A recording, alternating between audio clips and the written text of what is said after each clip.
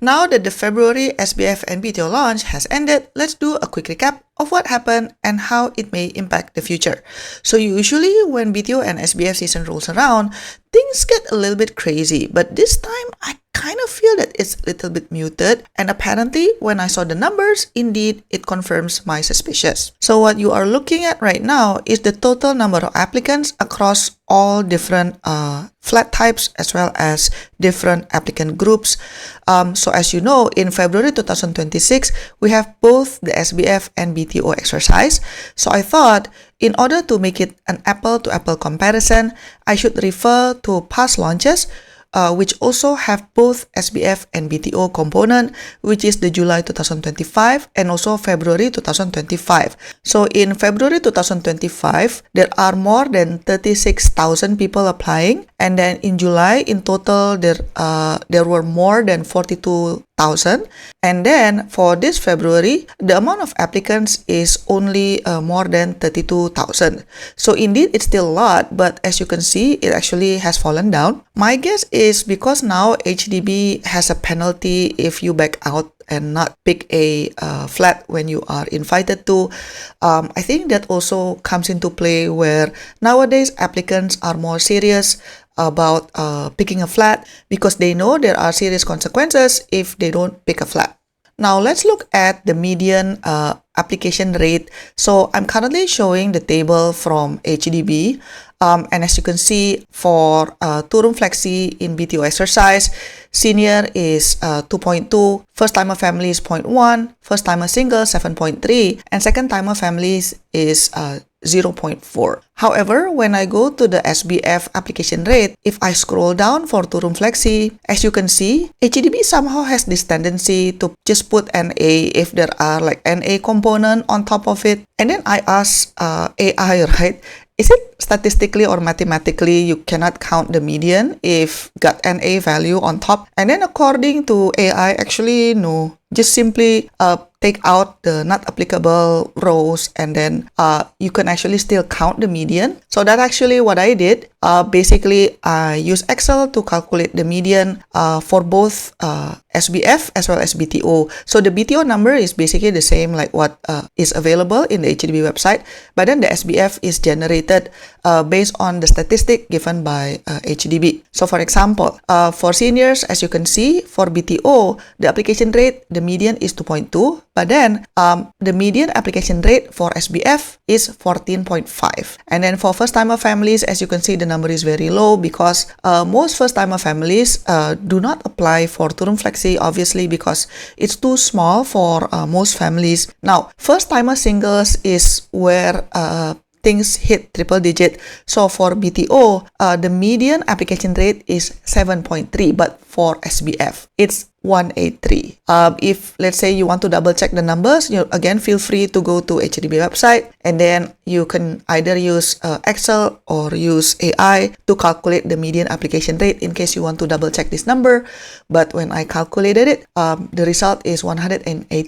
This means that for two-room flexi SBF, 183 single applicants are fighting over one flat. I think from the chart here, we can see that more needs to be done to help singles. And then next one for second-timer families, the application rate median for BTO is 0.4, but then for SBF, it's 7.3. Okay, now let's move on to the three-room and bigger flats. So as you can see on the HDB table here, so HDB has this tendency to just merge three-room and bigger flats and then just calculate the median for everything combined. And then for SBF, it's also similar approach where they basically combine. And then like what I've mentioned, if there are not applicable component, and then the median, they just put NA.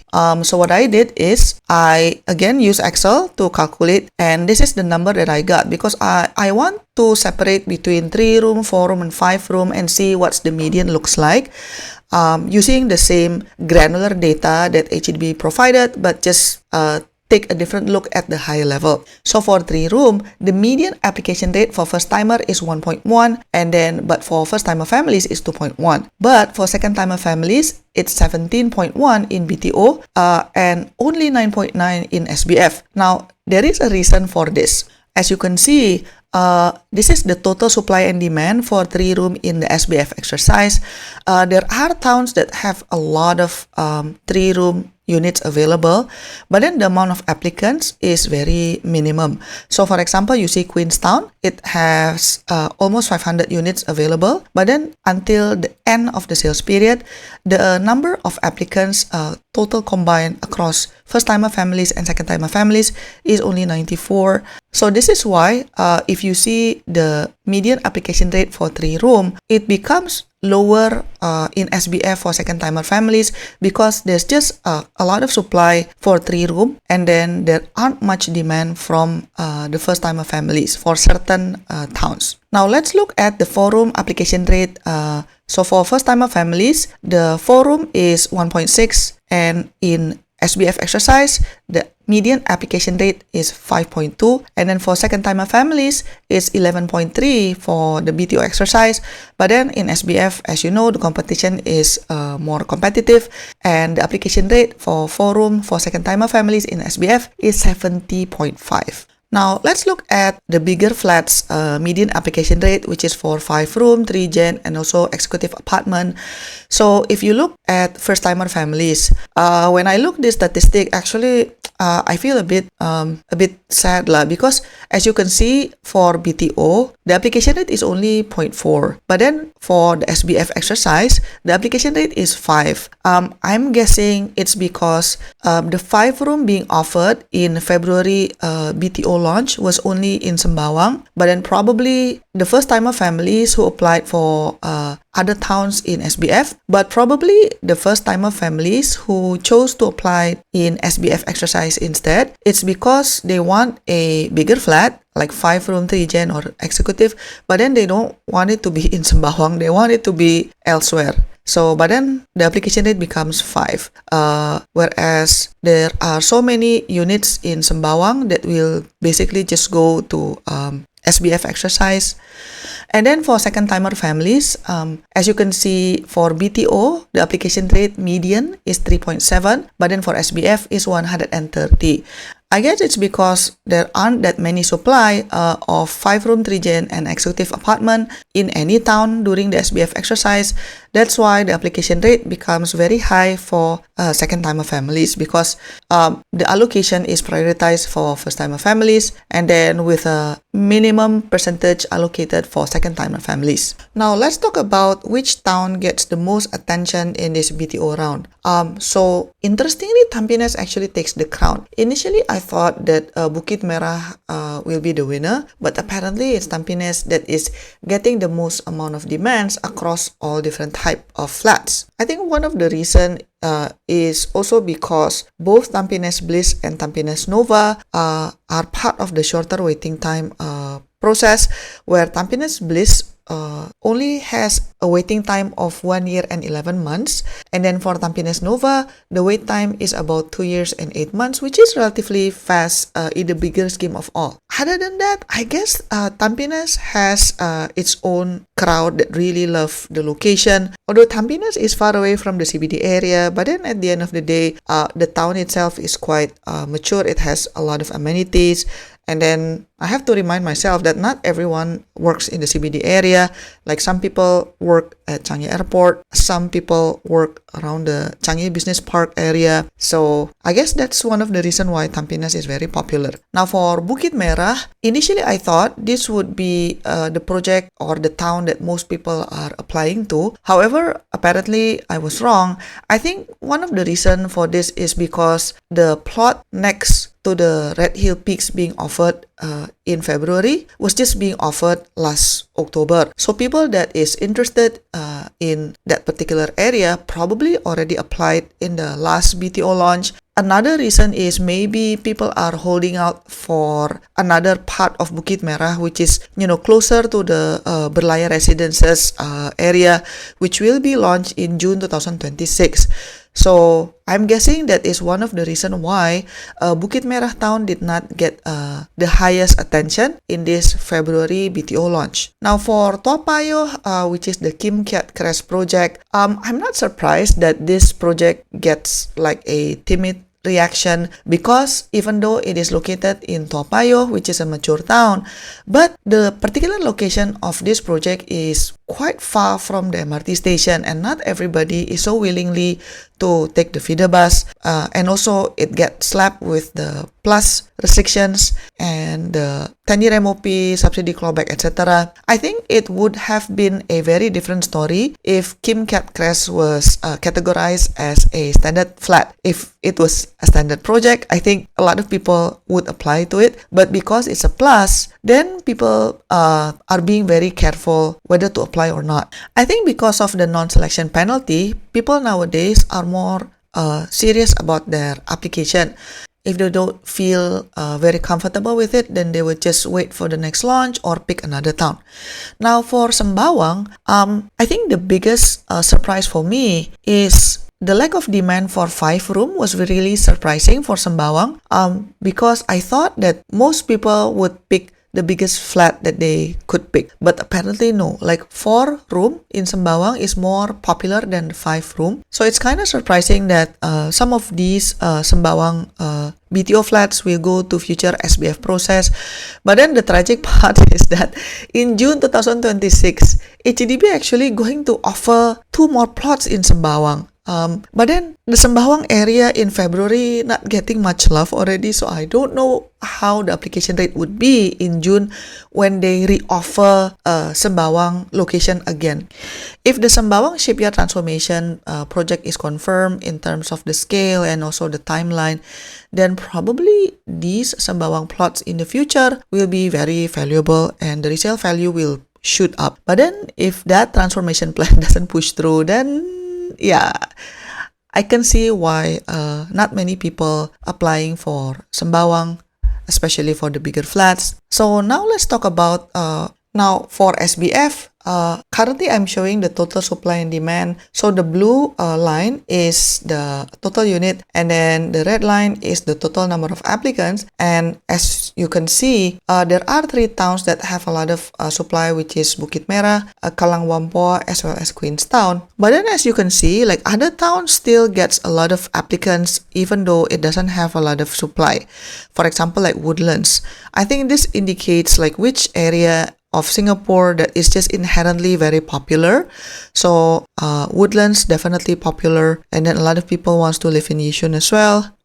Tampines Tengah. So if we look at the SBF demand, it's actually quite clear that indeed people have affinity towards certain town regardless of the amount of supply. If you want to talk about who is the winner in this February 2026 SBF, I actually think the winner is second-timer families. Why do I say that? Well, for example, like in Queenstown, as you can see, a lot of supply but not many demands. So if the allocation is not being taken by first-timer families, for example, like Queenstown, you see the application rate for first-timer families 3-room is only 0.1. This would mean that the balance flat will be given to second-timer families. So even though the application rate for second-timer families for 3-room SBF is 2.9, but I think in reality, like all of them will be able to pick a flat simply because there are so many flats that is not being taken by first-timer families. So for 4-room, the story is quite similar, but then not as dramatic. Now let's discuss why is this February launch is more muted than expected. I think there are several things. Number one is the plus and prime effect. The new classification system is indeed working. By adding more restrictions to the best locations, HDB has successfully cooled down the lottery effect. People are now being more calculative about whether they want to apply or not, especially if the project is subjected to strict restrictions. And also, right now, there is a non-selection penalty. And then second is, I think we just have to be objective that the locations for this February BTO are objectively not as diversified, not as appealing, and seems like people prefer to wait for future launches, especially for June 2026. I can see that objectively there are better options coming, so I think that is also one of the reason. Another point is the price. Price is still very much a consideration. Even though this SBF offers a lot of BTO projects that have plenty of supply in mature towns, have options in high floors, and some of them are even within walking distance to MRT station. But then if the price is high and it comes with tough restrictions, including 10-year MOP, subsidy clawback, etc., then people will still think twice, especially if it's like a 3-room. And then another thing is the timing probably needs adjustment. So nowadays, BTO is only launched 3 times per year, right? And February is Chinese New Year. So I'm wondering, do we really have to stick with February, June, and October? Why not just change it a bit? For example, like March, July, and November. Furthermore, as you know, HDB only announced the month but not the exact dates in advance. So I can imagine for people who are not in tune with the news cycle or check the HDB website regularly, they might accidentally miss the BTO or SBF launch, especially if it's only open for a short 8 days application period. Now, looking at everything, what I'm a bit concerned about is whether the HDB will look at the total applicants and also the median application rate and think maybe it's time to further reduce the frequency of BTO and SBF exercise, but hopefully they will not do it. As you know, SBF exercise used to be like twice a year. Now officially it's only once per year. BTO exercise used to be like 4 times per year. Now it's only 3 times per year. But I hope that HDB will not further shrink the frequency. I sincerely hope that they can understand that even though the numbers maybe looks like it's dipping, but it doesn't necessarily mean that less launches are needed. It actually means that their strategy is working because applicants are more sensible when applying, but people in general still need to have their housing as fast as possible.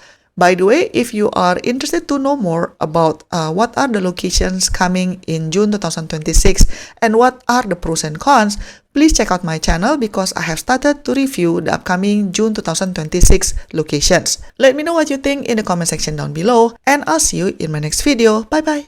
To support my work, you can give a one-time tip by pressing the thanks button, pick the amount that you want, and click buy and send. Or you can also press the join button for exclusive contents and monthly membership. Your support means a lot to keep us independent. Thanks for watching, and I'll see you in my next video. Bye bye!